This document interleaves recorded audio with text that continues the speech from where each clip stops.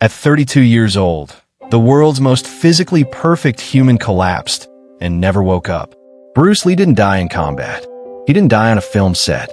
He died in an apartment that wasn't his own, with a cocktail of substances in his system, and a brain swelling the medical examiner called impossible to survive.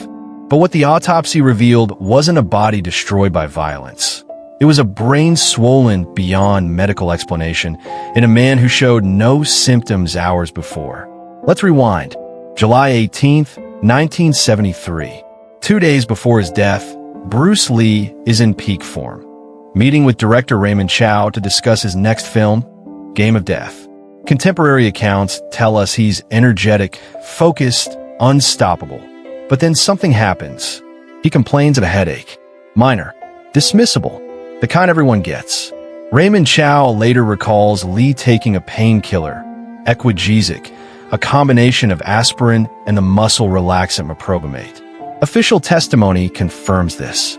The headache passes. Lee continues working, running through fight choreography, discussing camera angles, planning his next cinematic revolution. Or so it seemed. July 20th, 1973. The temperature in Hong Kong climbs past 90 degrees Fahrenheit. The humidity is suffocating. Lee spends the afternoon at home with his wife, Linda, before heading to Raymond Chow's house around 2 p.m. The official timeline shows everything is normal. Routine. Just another day in the life of the world's biggest action star. The plan: meet actress Betty Ting Pei at her apartment later that evening to discuss her role in Game of Death. Her address: 67 Beacon Hill Road, Kowloon Tong. A borrowed space. A neutral location. Nothing suspicious about it. At approximately 7:30 p.m., Bruce Lee, Raymond Chow, and Betty Ting Pei are together in her apartment.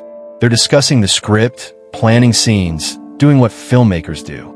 And then Lee complains, again, of a headache. Betty Ting Pei offers him an Equagesic tablet. Witness testimony confirms this. The same medication he took 2 days earlier. The same medication millions of people take without incident. Lee takes it. He tells them he needs to rest. He goes into the bedroom to lie down. He never wakes up. At 9 p.m., Raymond Chow tries to wake Lee. No response. He shakes him. Nothing. Betty Ting Pei's personal physician, Dr. Chu Fo Huai, is called to the apartment. The official report states he arrives within minutes. He attempts resuscitation. He tries everything in his medical arsenal. Nothing works. An ambulance rushes Lee to Queen Elizabeth Hospital. The doctors try. They pump. They shock. They fight. But Bruce Lee, the man who seemed invincible, who moved faster than cameras could capture, who could send a man flying with a 1-inch punch, is pronounced dead on arrival at 11:30 p.m. Hospital records confirm the time of death, 11:30 p.m., July 20th, 1973. The dragon mark appears here, a death in a borrowed room, under borrowed care, with borrowed pills. The official autopsy, conducted by Dr. R.R. Lysette, revealed something disturbing. Bruce Lee's brain had swollen to 1,575 grams, 13% larger than normal. The official autopsy report documents this precisely. The medical term, acute cerebral edema, swelling of the brain, often fatal, always catastrophic. But here's where the questions multiply. Here's where science fails to provide comfort. Lee had no history of brain trauma, no aneurysm lurking in his cerebral arteries, no tumor growing silently, no infection ravaging his nervous system. His cardiovascular system was flawless, the heart of an Olympic athlete.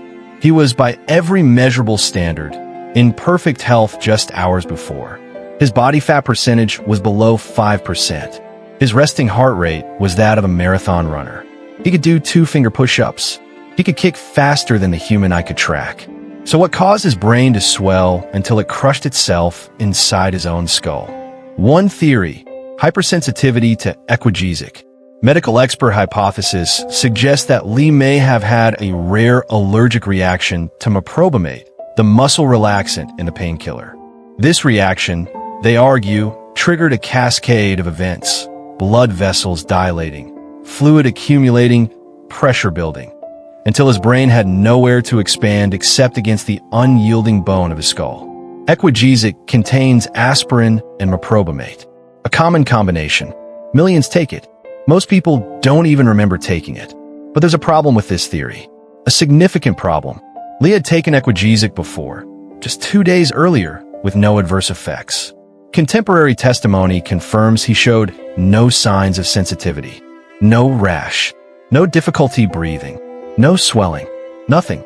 So why would the same medication, at the same dose, suddenly become lethal? Another explanation often cited, cannabis. Traces of marijuana were found in Lee's stomach during the autopsy. The official toxicology report documents this. Some medical professionals theorize that cannabis, combined with heat and physical exertion, could have contributed to the edema. Cannabis can affect blood pressure. It can cause vasodilation. In extreme cases, in specific individuals, it might contribute to cerebral events. But again, Bruce Lee had used cannabis recreationally before. Sources close to him, including biographers who interviewed his inner circle, confirm this. It wasn't his first time. It wasn't even unusual for him. Why this time? Why this time? Let's talk about what else was found. Because the autopsy revealed more than just a swollen brain and trace amounts of cannabis. Lee's body showed signs of extreme physical stress. His kidneys showed mild abnormalities. His liver showed traces of previous inflammation. Nothing catastrophic. Nothing that would kill a healthy 32-year-old man. But evidence, perhaps, that Lee had been pushing his body beyond normal limits for years. Lee was obsessed with physical perfection. He trained for hours every day. He experimented with electrical muscle stimulation. He consumed protein shakes and supplements long before they were mainstream. He studied nutrition like a scientist. He treated his body like a laboratory. Some medical experts have suggested that Lee's extreme low body fat percentage, combined with intense training, heat, and possible dehydration, might have made him more vulnerable to cerebral edema. When you have almost no body fat, when you push your cardiovascular system to its absolute limits, when you train in 90-degree heat with suffocating humidity, your body's normal regulatory mechanisms can fail. But this is speculation. Educated speculation, perhaps, but speculation nonetheless. And then there are the darker theories. One theory, circulating in Hong Kong at the time, poisoning. Supporters of this view say Lee had made enemies in the martial arts community, traditionalists who resented his teaching of Chinese kung fu to Westerians. Lee had broken the ancient code. He had shared secrets that were meant to remain within Chinese lineages. He had trained students like Chuck Norris, Kareem Abdul-Jabbar, Steve McQueen. He had brought the hidden arts into the light. Some whispered about Triad involvement. The Triads control Hong Kong's film industry in the 1970s. They controlled the money, the distribution, the theaters. Everyone paid. Everyone bowed. Lee had refused to pay protection money to organized crime syndicates. This source remains contested and unverified, but the rumors were persistent, pervasive, impossible to ignore. Was his death a message? A warning to others who might think they could operate outside the system? The problem with the poisoning theory is the lack of physical evidence. The autopsy found no exotic toxins, no poisons that would cause rapid cerebral edema. The toxicology was limited. This was 1973, and testing capabilities were primitive compared to today. But what they could test came back negative for the usual suspects. Still, some investigators have noted inconsistencies. Why was there a delay in calling the ambulance? Why was Lee at Betty Ting Pei's apartment in the first place? Why did the initial police reports contradict later testimony? The dragon mark, enemies in shadows.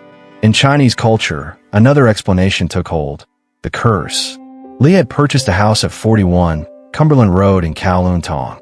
Before moving in, a feng shui master warned him the property carried bad energy, an imbalance that could attract misfortune. Contemporary accounts from family and friends confirm Lee was told to perform rituals, to make offerings, to appease the spirits that lingered in that space. Lee dismissed the warnings. He was a man of science, of philosophy, of physical reality. He didn't believe in curses. He believed in hard work, in discipline, in the body's capacity to achieve the impossible. He never lived in that house long. 20 years later, his son Brandon Lee would die on a film set under equally mysterious circumstances. A prop gun loaded with a live round. The official finding called it an accident.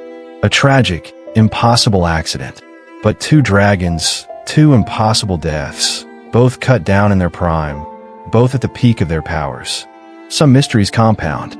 Some patterns refuse to be ignored. Let's talk about Betty Ting Pei. She became the center of intense speculation after Lee's death. She was a Taiwanese actress, a rising star, a woman whose career would never recover from being associated with Bruce Lee's final hours. Rumors swirled. Were they having an affair? Was Linda Lee aware? Did jealousy, passion, or betrayal play a role? Betty Ting Pei maintained her innocence for decades. She said she was simply a colleague, a friend, someone who offered help when Lee complained of a headache. She said she lived with the guilt of offering him that pill for the rest of her life. She said the whispers, the accusations, the public scrutiny nearly destroyed her. But questions remained. Why was Raymond Chow there? Why did he leave the apartment before the ambulance was called? Why were there discrepancies in the timeline? These questions have never been satisfactorily answered.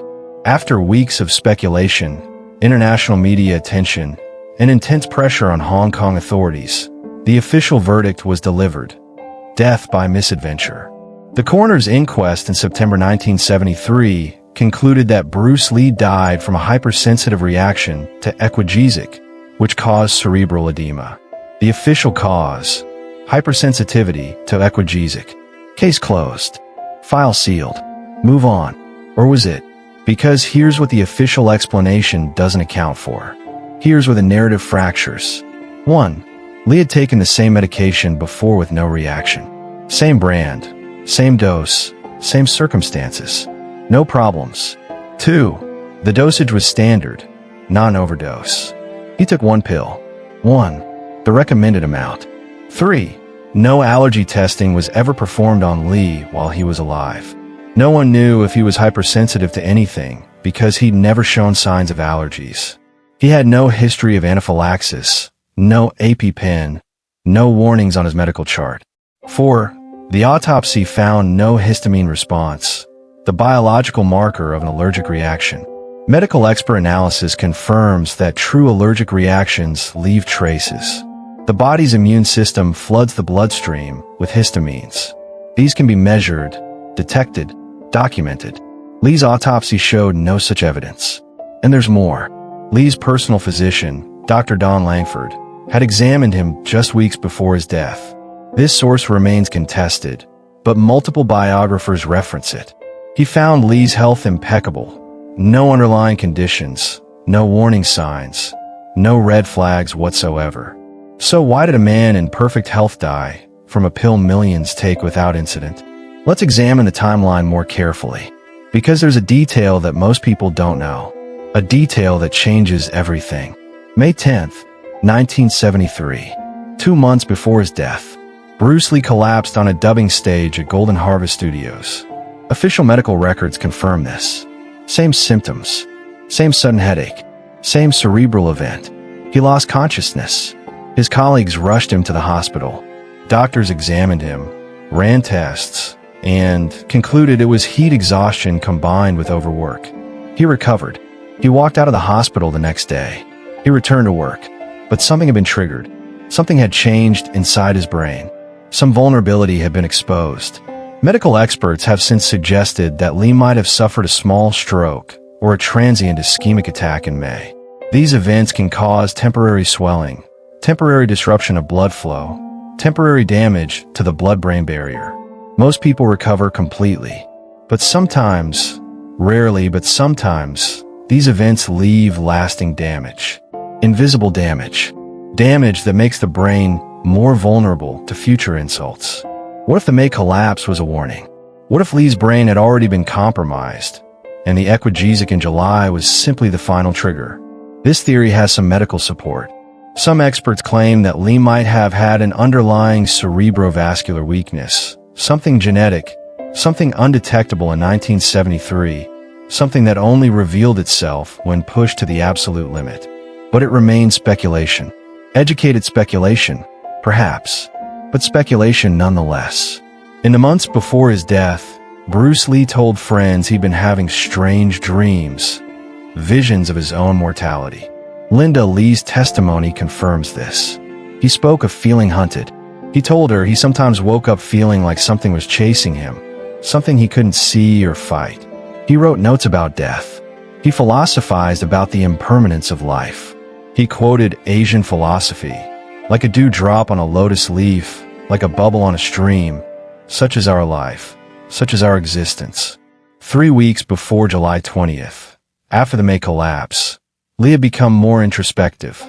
He questioned his training methods. He wondered if he'd pushed too far. He told friends he felt like he was racing against time. Was it premonition? Or was it simply the wisdom of a man who understood how fragile life truly is? To this day, no one can explain why Bruce Lee's brain swelled.